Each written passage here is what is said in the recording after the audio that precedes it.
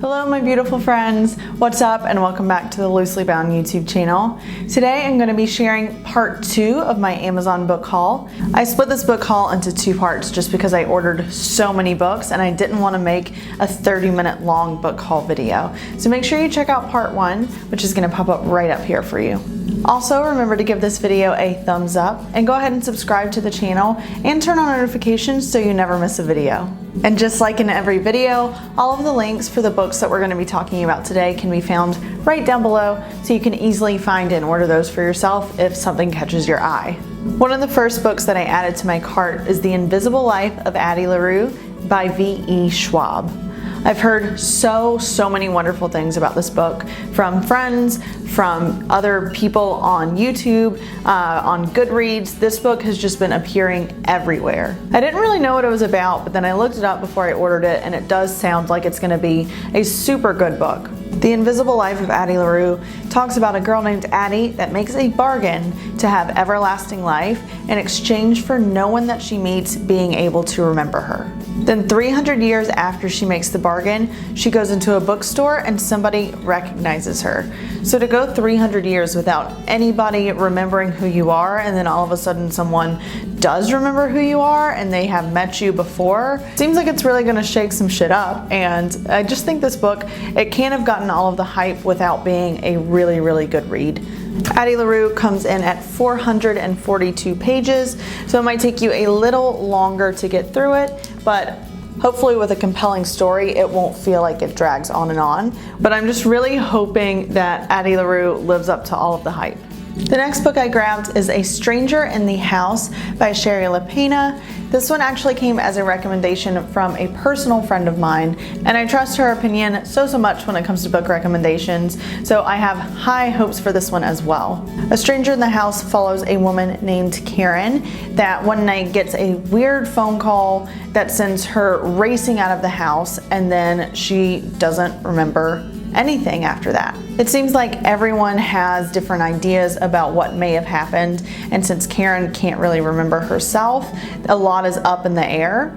But then she realizes something in her house has been moved, and I guess that means that there is a stranger in the house. For some reason, I'm getting like book on the beach vibes with this one, so maybe I'll take it down to the beach for an afternoon and just knock it all out in one sitting. I haven't read anything else by this author yet, but this book is a New York Times bestseller, and it looks like she does have a few other novels, so if I like this one, I will definitely be adding those other ones to my to-read list. I've been wanting to read more of those classic books that everyone should read, so I grabbed Lord of the Flies by William Golding. I never got around to reading this book in school, which is when I feel like most people read it, but Lord of the Flies seems like it's gonna be a really dark novel, so maybe they even pulled it from like school reading lists, and that's why I never read it.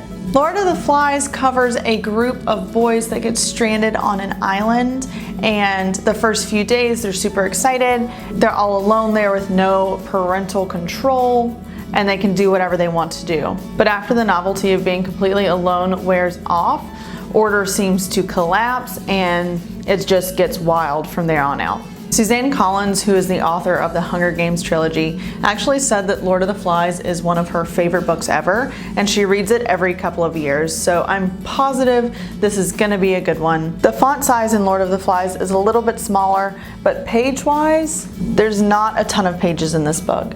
It comes in at 202 pages and has a pretty decent section of afterword after the actual novel portion is done. So needless to say, I am also excited about reading this one.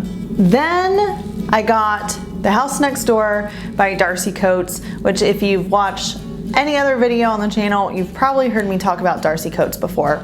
She's a relatively new Australian writer. She just got published in 2019 or maybe even early 2020, so she is kind of new to the scene, but she's put out a ton of amazing horror novels, and some of them have even been bestsellers already.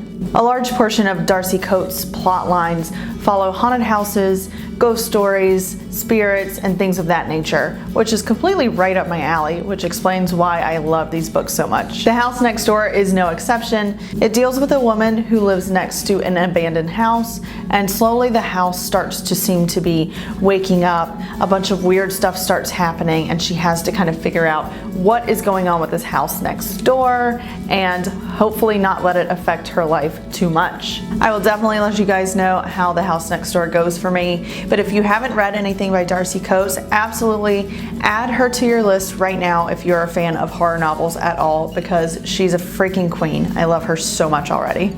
I also had to get another Natasha Preston book because these are my guilty pleasure reads. Natasha Preston typically writes young adult thrillers, and I've said over and over and over again, these plot lines are not mind-blowing, but they're just a good guilty pleasure read. I can typically read one of these in a few hours, and while the plot lines are not mind-blowing by any means, I still just really enjoy reading them.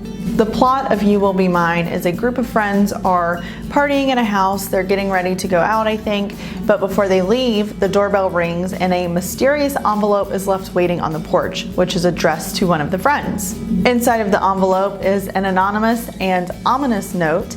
Shortly after, the friend that got the mysterious envelope goes missing, and then a new note shows up just saying, "You're next." It's going to be a fun time to read this, like Natasha Preston books almost always are, and I will let you guys know what I think of it when I finish it. The next book I grabbed is The Troop by Nick Cutter, and this cover is almost too shiny for me to show you on camera. I grabbed this one because it came highly recommended from another book YouTube channel that I follow, and the girl that recommended it was just going on and on about how dark and disturbing this book is, which is completely right up my alley. The darker it is, the more into it I am. And I believe her 100% because as soon as I got this book in the mail, I opened it to a random page and I saw something that really freaked me out in just the one sentence that I happened to glance at. So if the rest of this book is as dark as that one sentence is, The Troop is already panning out to be a wild ride. The Troop is about a scoutmaster and a troop of boys that go camping in the Canadian wilderness, and while they're out there, this lone human stumbles into their camp.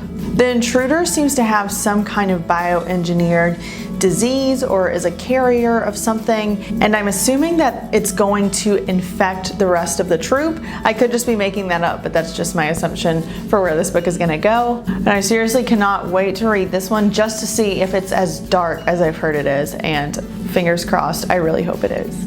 The next book that I got that also has a very shiny cover is Identical by Ellen Hopkins. Ellen Hopkins is another one of the authors that I know I'm going to enjoy almost anything she writes just because she writes such haunting stories. With most Ellen Hopkins books, even after you finish the novel, you don't end up just forgetting about it. It's one of those stories that will stick with you and leave you feeling just kind of in your head for the next few weeks after you finish it.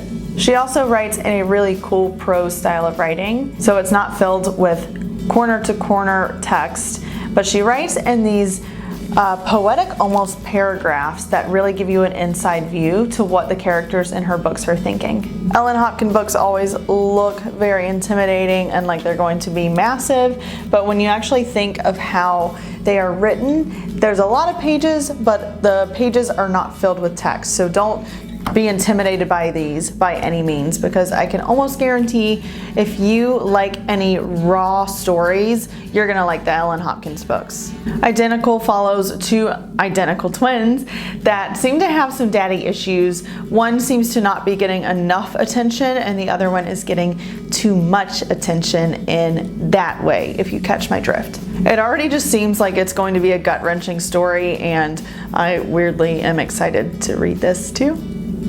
And the last book I got on this ginormous book haul is The Guest List by Lucy Foley.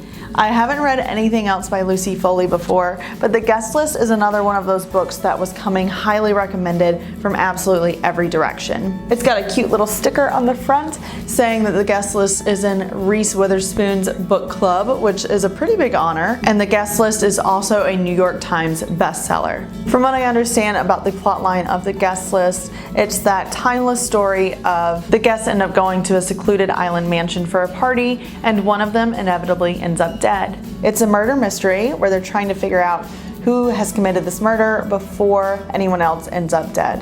The Guest List comes in at 313 pages and hopefully is as enjoyable as all of the reviews are telling me it's going to be.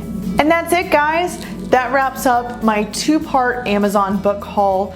Hopefully I'll be able to do another book haul in a month or so, but it really depends on how quickly I'm able to get through all of these books that I have to read now. If you guys enjoyed this video, make sure you give it a thumbs up, subscribe to the channel, and don't forget to hit the notification bell because then you'll get an alert whenever I post reviews on some of these books that I have. Don't forget you can check out the links down below to easily find and order all of the books that I shared with you from my haul today. Let me know which of these books you guys have read and what you thought about them, but no spoilers please, because it is going to take me a little bit of time to actually get through all of these books. Thank you guys so much for watching, and we will see you in the next video. Bye!